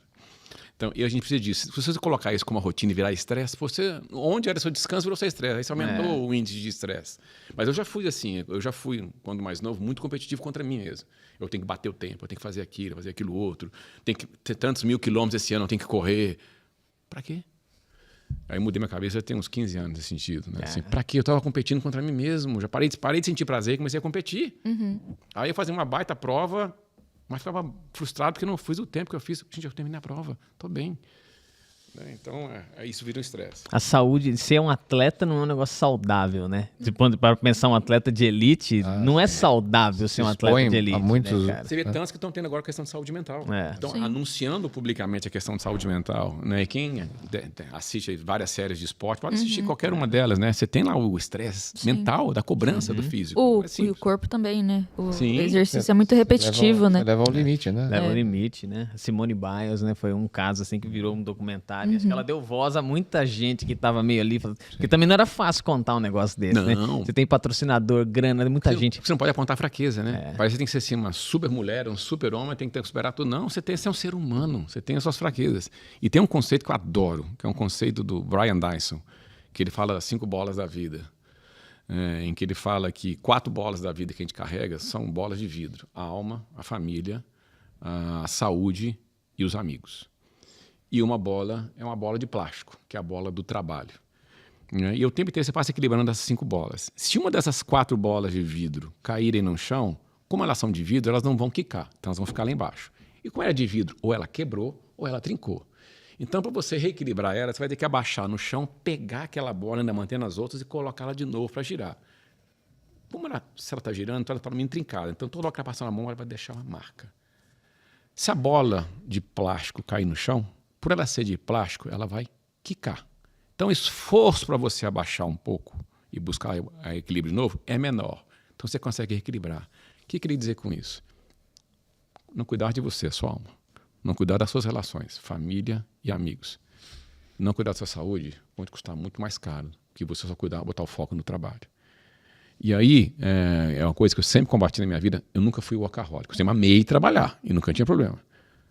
Mas trabalho não é minha vida. Eu não trabalho, eu não vivo para trabalhar. Né? Eu vivo para ser feliz.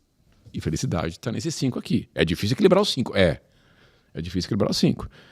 Mas a bola do trabalho, a mim, sempre foi aquela que eu sabia, há muitos anos, há mais de 20 anos, que se eu não estava bem naquele local, eu poderia deixar quicar. Porque se eu deixar desequilibrar a minha relação com a minha esposa, a relação com meus filhos, a relação comigo e a minha saúde, ia me custar muito mais caro para botar de volta nos eixos. E é engraçado que você chegou numa posição em que as pessoas automaticamente pensam que você precisa ser workaholic para sentar nas cadeiras que você sentou. E é interessante o seguinte, o que eu comecei a fazer? Eu fui o reverso de muita gente. Enquanto o exemplo sempre foi trabalhar demais, o exemplo é sempre trabalhar bem e feliz e com quem eu trabalho.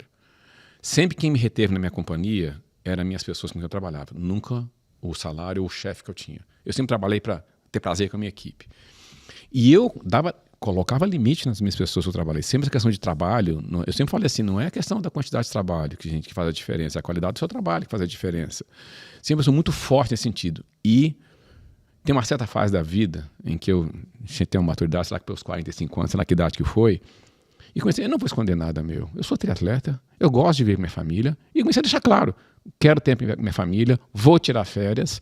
Não tem, sabe que é receio de falar? Vou falar, estou tirando férias, estou viajando, faço o triatlo, não posso porque eu tenho atividade física, não faço reunião nenhuma após 6 horas da tarde. Isso já tem anos que eu estava na Braskem e falava, não adianta marcar comigo reunião após 6 horas da tarde. Eu não vou estar presente. E às vezes era convocado, E eu não estava presente. Né? Não é que eu não trabalhava depois. Às vezes eu saía de lá 7 horas da noite. E eu respondia, até despachava e-mail, despachava, né, dentro de casa. Mas assim, de manhã eu estava cedinho no treino. Depois 8 horas, 8 e pouco da manhã, até 6 horas da tarde, até 7 horas, estava no trabalho. Depois eu me dedicava à família. Limite eu fui colocando. E comecei a tentar ser exemplo para as pessoas. Né? E comecei a encaixar. E comecei assim, ou a empresa me respeita como eu sou, ou eu vou achar outro lugar. Porque é desse jeito que eu vou ser, não vou abrir mão disso. E a bola que E é muito legal, sabe por quê? Eu fui tendo assim, não só dos meus pares, entendimento e tudo, como até membros do conselho que sabiam, né, que eu fazia esporte, atividade física, né, que perguntavam constantemente. Então eu fui estabelecendo o meu jeito. Assim, é assim, para você ser executivo da vida, não precisa ser workaholic. E outra, não precisa pisar nas pessoas. Você pode construir as pessoas. Então, assim, eu fui colocando esses limites. Fui na contramão de que muita gente acha que tem que ser workaholic, trabalhar demais, final de semana, dedicar sábado, domingo, segunda. Não. Eu até às vezes podia trabalhar uma vez ou outra, mas eu nunca queria que meu time trabalhasse. E às vezes eu respondia e-mail. Por que você está respondendo e-mail essa hora? Né? E às vezes eu conversava com a pessoa diretamente. Olha, não quero que você trabalhe até tarde. Né? Então, é o exemplo do contrário, sabe? E é muito legal porque tem uma questão que sempre foi muito marcante na minha gestão, que é, eu sempre gostei genuinamente de gente. E as pessoas percebem se você fala daqui ou se você fala daqui. Então, assim, sempre gostei de contato com uma equipe, perguntar como é que eles estavam, como é que eles estão sentindo, mas verdadeiramente. E eu tive esse feedback quando eu saí da empresa. Eu fiz questão de rodar todos os sites no mundo da minha empresa para despedir das pessoas. E o que eu queria fazer para eles, acabaram fazendo para mim. Eles fizeram, em cada local, fizeram, além de eu ir lá agradecer, fizeram uma despedida de mim. E as coisas que eu escuto são muito bacanas. E ontem mesmo eu ganhei um livro, né, o Joel J. lançou um livro. E uma das pessoas que escreve um capítulo do Joel J., ela era uma analista de marketing quando trabalhou comigo. E ela escreveu um capítulo dela, eram 5 páginas, e ela me cita lá. O que eu vejo isso aí? Putz, que baita reconhecimento. Eu não sabia que eu vi diferença na vida da pessoa com o meu jeito de ser. Não era nem um jeito de querer ser como líder, como pessoa. Tratar bem, não ser hierárquico, que eu aprendi com meus pais. Né? De dar importância às coisas, que é respeitar você como você é. Você não precisa ser outra pessoa para eu gostar de você. Eu vou gostar de você como você é. Né? Então, isso tudo fez muita diferença para mim. Né? E quando eu fui impondo mais o meu jeito de ser nas culturas que eu fui trabalhando, eu fui vendo como é que você dá cola com muita gente. Né? Porque não dá para você entrar na empresa e interpretar um papel de que você não é. Se afasta de você. Você é infeliz. Né? Se você passa a entrar na empresa, você tem que ser um ator, né? Você está representando um papel que não é você. Então, você está sendo o seu personagem principal, que é a sua essência. Né? E isso foi uma coisa que eu comecei a ver porque eu sofri isso na pele. Teve empresa que eu trabalhei que eu não podia ser eu. Eu não podia falar o que eu fazia. Eu não podia. Eu tinha que mostrar uma outra característica. Sabe? Eu tinha que ser durão. Eu falei, mas isso, aos 30 anos de idade, né? Aquela reflexão aos 30 anos de idade, eu estava infeliz por causa disso, porque não era mais eu. Eu não era mais eu. Estava sendo outra pessoa naquela empresa que eu estava trabalhando para interpretar um papel que a empresa queria que eu fosse daquele jeito. Mas não era. Logo depois eu saí dessa empresa. E aí, com uma decisão, muito claramente, que aonde estiver daqui em diante, meu propósito aos 30 anos de idade foi: eu vou levar a felicidade para onde eu estiver. Se eu vou conseguir impactar uma empresa grande, ótimo. Se eu vou impactar mais gente, legal. Se eu impactar só a minha área, eu estou feliz. Então, tem empresas que eu notei que eu fui muito bem para uma determinada área, minha área. Tem empresas que eu notei que eu fiz impacto para um colosso maior de pessoas. E pelo jeito de ser. Não é nem por cargo, nem por nada, pelo jeito de ser. E uma coisa muito importante que eu aprendi na minha carreira: você tem 2 formas de usar o cargo: poder e sabedoria. Quando você usa o poder, né, o famoso manda quem pode, obedece quem tem juízo, faz assim. Quando você usa sabedoria, você exatamente usa o poder a favor das pessoas, não a seu favor. E eu fui vendo, né, exemplos de chefes que eu tive ao longo da carreira que me ensinaram muito, tanto como ser como não ser. Né? E a coisa que eu mais gostei foi usar o meu poder. Que é claro que como vice-presidente global você tem poder. Lógico que você tem. A favor das pessoas. Criar programas, criar práticas, ser exemplo. E muita coisa para mostrar que a gente pode ser a gente aqui. Então, acho que é uma questão assim, acho que eu vejo hoje, né, fazendo todos os relatos, né, a reflexão de 36 anos de carreira, como é que eu fui me melhorando ao longo do tempo. E na fase da teoria dos setênios, a gente está mais maduro entre os 42 e 49. É aí que a gente está na fase grande de nossa maturidade de vida, na teoria dos setênios. Né? Então, e aí bate muito com as fases que eu fui decidindo coisas, né, e tomando mais coragem de enfrentar algumas realidades que às vezes eu ficava com receio. E olha, eu posso falar que eu terminei minha carreira corporativa muito feliz com o jeito em que eu terminei. E a forma com que talvez, principalmente na última empresa que eu trabalhei, como eu cuidei de gente. Então, acho que para mim foi o maior legado. Não preciso de legado financeiro. Não preciso. Dinheiro você não leva para o caixão. Mas, assim, o coração cheio, putz, como eu saí feliz. Não podia ter coisa melhor. Uau. Pô. Valeu a pena trazer ele? Não? Nossa. Que papo, autenticidade. Hoje é o que é a receita da coisa, sabe? Isso. A gente estava ontem numa palestra com o Caíto, né? Caíto Maia. Caíto Maia, o cara da Chili Beans lá, e ele... Uma enxurrada de coisa que a gente tem, o que é autenticidade? As pessoas estão querendo olhar exatamente, não é personagem, eu quero saber quem é que tá aí. Por mais que você esteja fazendo algo ali, mas se você consegue dizer aquilo que brota de dentro, né, cara? Tem uma pesquisadora chamada Betânia Tanuri, é da Fundação Dom Cabral, e ela fez uma pesquisa, olha, gente, esse livro deve ter uns 20 anos.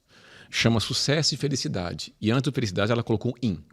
Uma pesquisa feita com 1.500 executivos brasileiros que perguntavam para eles assim, o caminho do sucesso e o caminho da felicidade. Na verdade, ela acabava falando os 5 caminhos da infelicidade corporativa. Não sei se eu lembro todos aqui, mas eu lembro alguns que são chaves que eu guardo na minha cabeça. Uma era a questão de sensação de ser competente o tempo todo. Você não pode falhar. Você não pode dizer que não sei. Isso é uma coisa que os executivos falavam. E o outro que me marcou, e até na fase que eu estava de vida, chama-se teatro corporativo. Aquele que você vai interpretar um papel na empresa daquilo que você não é. Mas como você passa a maioria do tempo interpretando o seu papel no dia útil, né? um dia corrido, o dia inteiro você está interpretando o papel, você acaba fugindo um pouco de quem você é. Aí dá esse vazio no ser humano. Então, essa questão de autenticidade é importante e é fundamental. Eu cada vez mais, eu não vou ter mais carreira executiva, mas se eu tivesse na empresa, é deixar as pessoas serem como elas são. E como ser como são como é que você quer vestir, como é que você quer ser, sua orientação sexual, se expressar, ter respeito, sabe? Ser como você quer ser. Claro, não dá para ter um clima também assim então a empresa não tem regra. Não, tem que ter um modo de conviver, né? Um modo de como conviver aqui internamente, né? E alguns parâmetros. Não, eu quero trabalhar hoje, não quero trabalhar amanhã. Não é bem assim.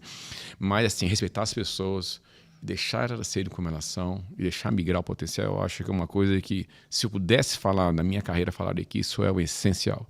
Numa palestra que eu fiz aqui para uma empresa do setor suco-açougueiro, eu fiz o seguinte: se o Marcelo de hoje fosse falar para o Marcelo lá de trás, o que ele falaria? Minha última frase é exatamente: seja você. Só isso. Seja você.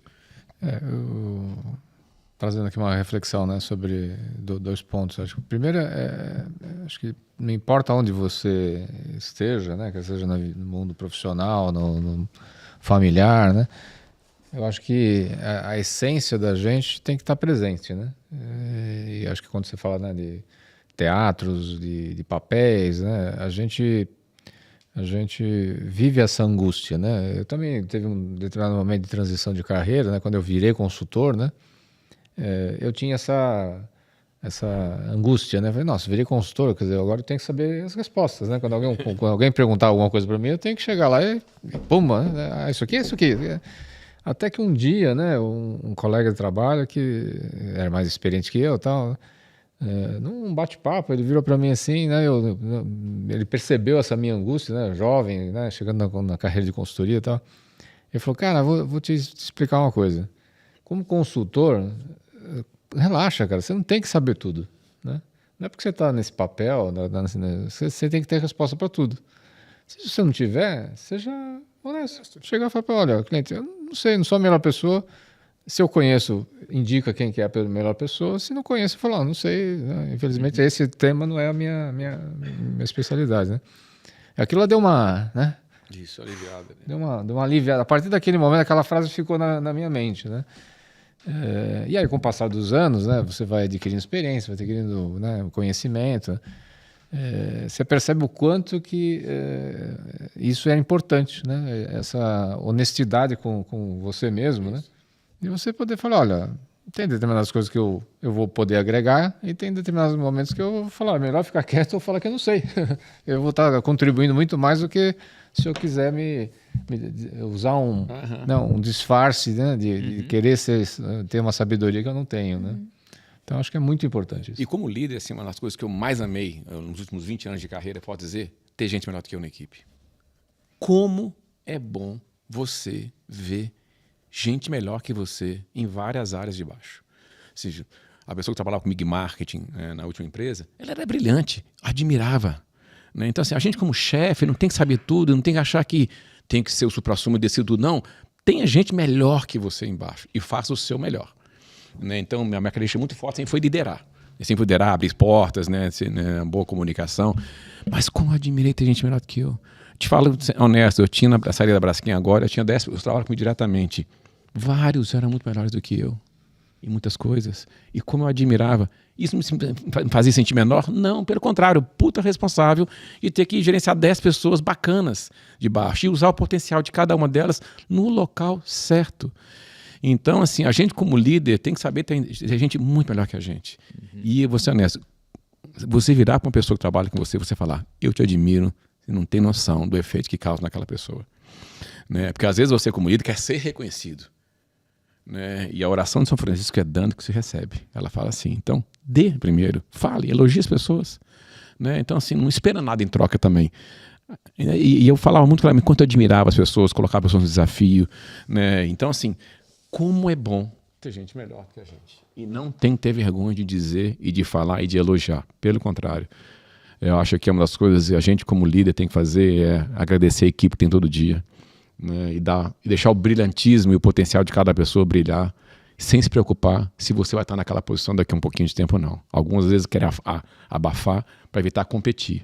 Não, abre o potencial. Né, abre o potencial dessas pessoas, deixa elas voarem. Eu estou estudando um pouquinho.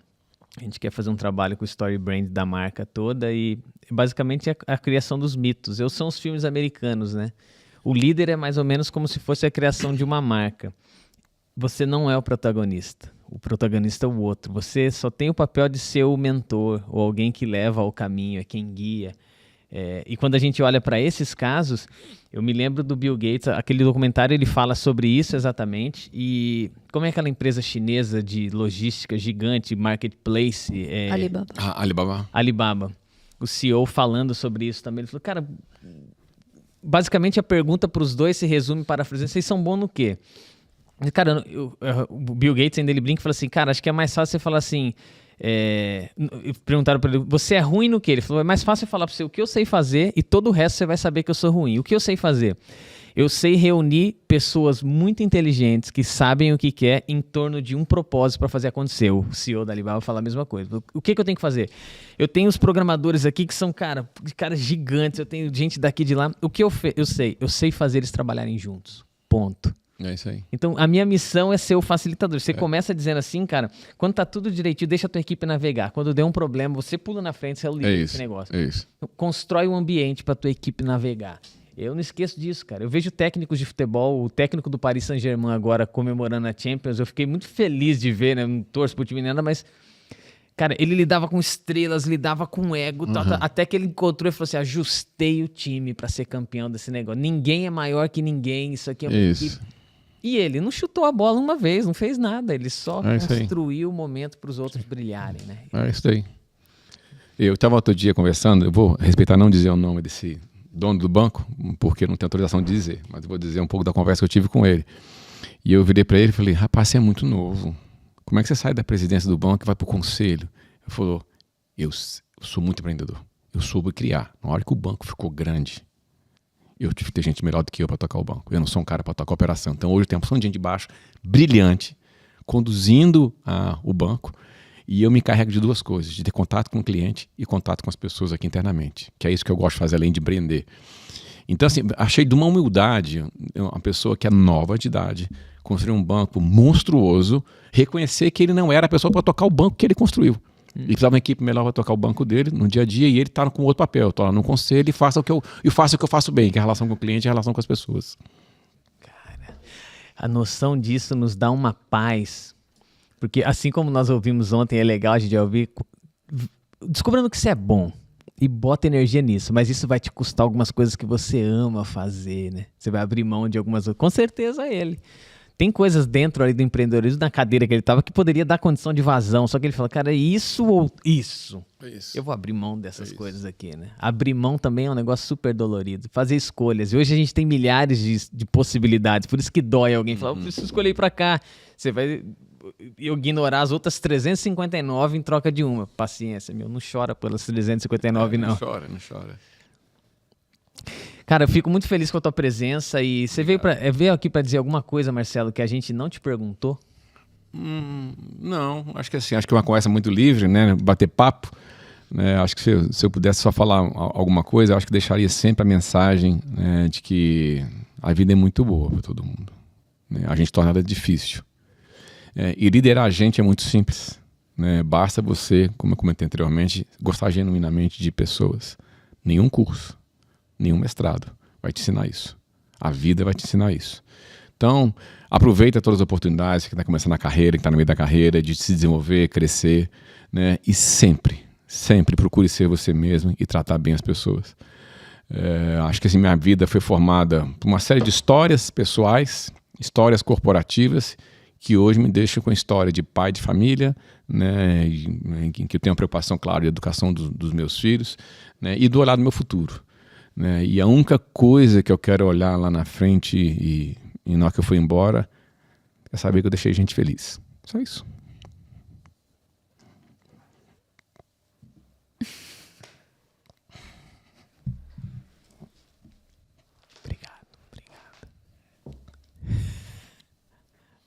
Muito obrigado, cara. Que honra. Você nos fez muito feliz nessas quase 2 horas de conversa. Obrigado. Que honra. O silêncio é bom também, né? A gente não precisa preencher todos os espaços, né? Obrigado, hein? Pô, Rogério, a gente... Acho que já foram 5 anos nessa caminhada aí que eu te conheço, né? De mercado. Acho que o mercado nos conectou assim, mas... Já esteve no podcast também. Mas toda vez que a gente se encontra, temos tido conversas muito boas, cara. Obrigado também. Imagina. Uma honra. Prazer sempre estar com vocês aqui. Eu acho que a história do Marcelo nos emociona, né? E nos conecta, acho que porque a autenticidade dele, a franqueza de trazer, abrir o coração dele, contar a história dele, né? É muito boa, né? E é bom saber que a gente tem profissionais, né, na área de RH, de pessoas, tal, que tratam as pessoas com essa dignidade, com essa franqueza e abertura. Um prazer enorme estar com vocês e poder colaborar aqui. Portas abertas. Que precisar, a gente está à disposição. E eu vou lançar um desafio, então, que eu acho que vai ser muito importante para você sentir que você tá num caminho certo do que você tem feito ao longo dos anos. Porque ninguém é imortal. E é uma pena quando eu conheço pessoas assim, que eu penso assim, pô, que pena que, né, que a gente não é imortal, ou algumas pessoas não são imortais. Mas você foi imortal, eu tenho certeza, porque ao longo da sua trajetória você formou muita gente. Então, se você tá assistindo e tem uma lembrança com você tem uma lembrança, sei lá, uma coisa que mudou minha vida, ou trabalhei com ele e admiro muito. Deixa aqui. Vai ser gostoso de ler e você poder relembrar e sentir. Olha, eu você tenho tá perto desse objetivo de fazer. É uma pessoa que eu trabalhei muito tempo. Não, das pessoas que estão assistindo, de uma lembrança com você, Mas sabe? agora você vai agradecer. Mas agradeça também, porque você também não se forjou sozinho, né? Tem mentores ao longo da sua vida. Assim, olha, eu agradeço desde o início da carreira, quando a primeira pessoa que acreditou em mim, né, ele faz parte de um livro que eu fiz um capítulo, né, que é o Nelson Martins de Almeida, né, que foi a primeira pessoa que me ensinou a área de remuneração, porque eu comecei minha carreira em remuneração. E ele me passava todo o conhecimento. Então, assim, muito do que eu aprendi com ele na vida eu levo até hoje, né? A sabedoria dele. E pessoas que foram marcantes, né, na minha carreira, Marcos Cominato, né, que foi uma pessoa marcante, Pedro Mandelli, consultor palestrante, dá aula na Fundação do Cabral, foi uma pessoa brilhante, Cortella, pelos insights que eu aprendi com ele várias vezes, de olhar a vida de uma forma diferente no mundo da filosofia e traduzir isso para o lado do mundo corporativo. Cabreira, professor Luiz Cabreira, que em uma conversa de mentoria que eu tive com ele, ele fez uma provocação que eu achei super interessante. Fez duas. A primeira é se eu já tinha trabalhado em empresa brasileira. Eu falei que não. Falei, então você deveria pensar por isso no início de 2000. Porque são as empresas que vão crescer no futuro e basta realmente depois realmente vir. Hoje em dia BRF Vale, né, a própria Braskem, Suzano, são empresas gigantes, o Grupo Votorantim, o JBS, né, são empresas muito, muito grandes. E ele falou, abre seu olho para isso. E ele não fez nenhuma provocação para mim, ele falou uma frase que me marcou, e eu usei essa frase dele muitos anos na minha carreira, que ele fala o seguinte: se você não sabe para onde você quer guiar a sua carreira, cuidado que você pode estar na carreira de alguém. O que ele quer dizer com isso? Ou você sabe o que você quer fazer, ou você está sempre assumindo o convite de outros para fazer coisas que os outros gostariam que você fizesse, e não que você fizesse. Isso foi muito interessante, porque eu nunca guiei muito minha carreira por cargo, sempre guiei porque eu queria fazer. Quero fazer essas áreas aqui, trabalhar nessas áreas. Principalmente na área de pessoas, na área de marketing, né, que eu sempre gostei muito. Mas ao longo da minha vida, eu fiz muita mentoria como executivo, e hoje em dia eu faço de executivos.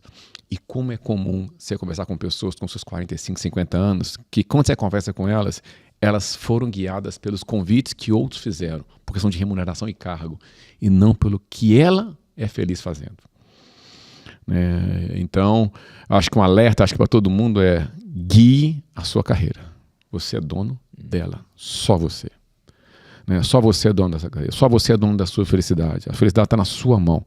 Não perca um minuto na sua vida em não trabalhar a sua felicidade. Seja na vida pessoal, seja na vida corporativa, seja na vida qualquer uma, relação familiar. E não se esqueça do que eu falei das 5 bolas da vida. O trabalho é a única que quica. Os outros 4 vai dar trabalho. Então cuide da sua alma, cuide da sua saúde, cuide da sua família, cuide dos seus amigos. Isso é para sempre. Até o próximo episódio. Tchau. Tchau. Obrigado, gente.